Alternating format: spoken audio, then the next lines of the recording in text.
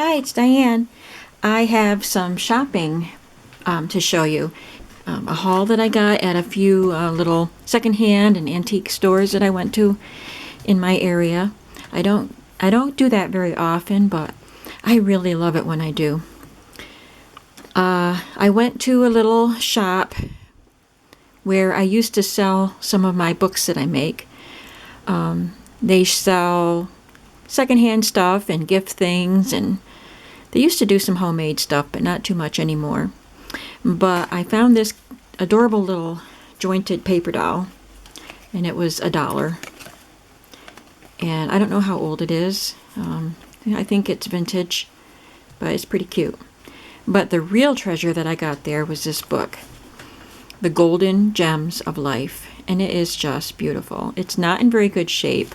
It actually just comes right apart.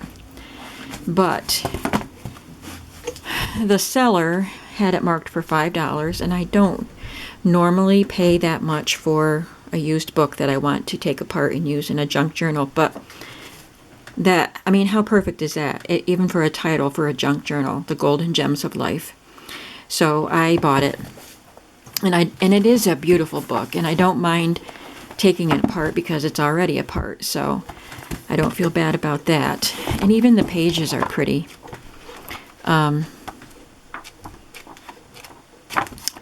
Well, there.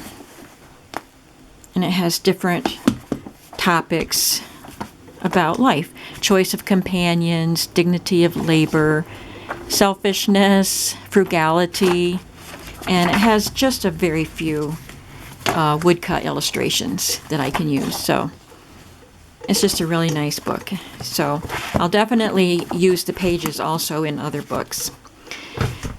And after that, I went to our Salvation Army, and I was a little disappointed. I didn't find too much there, but I did get this card game. It wasn't even opened. Rummy Roots, and I haven't read the instructions yet, but I think it has to do with Latin and what words mean, like chronos. That means time, I know that. And I love words, so I'm gonna take a look at these and read stuff about them, but I also want to use them in my junk journal. So there's 2 packs of cards that came in this. I opened the one just so I could see what they were like, but I thought they'd be cute in a junk journal. And I just got this fairly new Reader's Digest book because it's a nice size. I thought it would be nice even to use the spine and everything for a junk journal sometime. And then the other thing I got was this original Clue game. We love the game of Clue. This is an old box. It's really nasty, so I'm going to throw the box away, but I'll probably cut this up and use it somehow because it's cute. What I really wanted, though, was the score pad and the cards, and this envelope goes with it. And it had 2 sets of rules, so they'll probably go in a junk journal too. But that's what I got at the Salvation Army. Then I went to an antique store, and I always think, once you go to a store that's geared for antiques, the prices of everything goes up. Some of the prices were high, but I didn't buy anything that was higher price. But I got some good stuff there. They had a whole bunch of books like these for $1. And I only bought ones that are in bad shape, because if I bought one that was, and they had a lot of them that were really nice looking, and I wouldn't have been able to cut them up. So I just got these 3. The Merrill Reader's 4th Reader. It's got some children's stories in it. Barnes' Primary History of the United States. So I can use some of the pages, and I'll try to clean that cover up a little bit. It's a nice looking cover if I can clean that. And then this one's cute. Practical Arithmetics. So it's got math problems in it. So I'll definitely use those. And they had these for 25 cents each. They're 4x6 size, and these are tracing paper. So I got 3 of those. And then 3 of the sketchbooks. heavyweight rough sketch paper. And there's only 4 or 5 sheets in each one, but it was $1, so I got them. This was wrapped in cellophane. The cellophane was really dirty, so I took it off. But there was no price on it. She gave it to me for 50 cents. So there's 5 pads. Oops, it's upside down. 5 pads in here. Just little memo pads, but they advertise Sailor's Portland Cements. And some of them look pretty vintage. And the advertising is on every sheet. And I also hit the jackpot with children's cards sets. I got 5 sets, and they were $2 each. This is golden cards, and I think it's Animal Rummy. Yeah, Animal Rummy. And look how cute they are. Little vintage animal cards. And Mickey Mouse Funny Rummy. Mickey is not featured on the cards, but I don't really know why. But the cards are cute.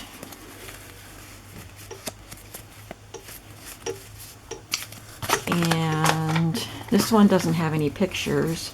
I actually meant to put this one back, but it was in my stuff when I got home, so I thought, oops, I forgot to put it back. But my grandson will like it anyway. It's just jokes and riddles. So that'll be cute in junk journals too. And it's a nice, cute little box. And then Animal Rummy. Now, if you've seen one of Tim Holtz's paper sets, I forgot which one it is, might be Crowded Attic or something like that. These Animal Rummy cards are featured in that. That frog, I know I've seen in that. The kangaroo, not the squirrel, I think the monkey, maybe the pig, I don't know. But some of these cards are in the Tim Holtz. So he used these for his Crowded Attic. So that's really neat. And these are in really good shape too. They're very neat cards. And then as a bonus, this was tucked in the same box, although they're a different set of cards. And they're very vintage looking too. Love them. And then I love this one, Letters and Numbers. The art on these cards is really great. I really hit the jackpot with these. These were wrapped. I couldn't open it. It was taped shut, but I saw the Brett girl on the back, and I thought, well, if nothing else, I can use the advertisements in them. But I don't know if I would have gotten them if I had been able to open them, because they're just kind of black and white and not very interesting inside. I'll be able to use some of it, but I do have a couple Brett girls. Schaefer pen. The best parts are the backs of the books. I remember when I was a young teenager, I used to love these Brett girl ads and wish I could be a Brett girl. And just before I left, there was a lot of rooms in that little antique store that I was in, and I kept thinking I was done, and then I'd find another room. And I was just about to leave, and I glanced down and saw this little cellophane bag, and it was marked 50 cents. And this notebook is used up, but they just used it as a little folder. There's a 1946 calendar taped inside. And what it contained is these little coupons that were in Wheaties, Kix, Cheerios, Betty Crocker, Bisquick, things like that. You save these coupons and you can redeem them for flatware. Maybe it's real silverware. It says Oneida Community Silversmiths. So there's a lot of these coupons, and I think there's even some Betty Crocker box tops. Remember when we used to say box tops for stuff? So yeah, there's one. So these will be really great, especially the box tops I can use in recipe junk journals and such. So that was a pretty good find. Then I found this 1951 appointment book that was completely blank. Papers are good quality, nice heavier paper. So these will be great and junk journals. And in the back there's cool stuff too. So I'll get a lot of use out of that. And then I was flabbergasted. I found this pilot logbook. There was no price on it. And I thought, well, I'll take it up to the register, and if they want $8 or $10 for it, I won't buy it, but I'll see. I'll just take it up and see. She gave it to me for 50 cents. It's a pilot logbook. It's not very old. It's 1988. The first several pages were actually used, and then after that it's blank. So how awesome is that for pages in a junk journal? So I really am very pleased with the things that I found during my vintage shopping today. Hope you enjoyed seeing that, and maybe you'll see some of these things in junk journals in a future video. Bye.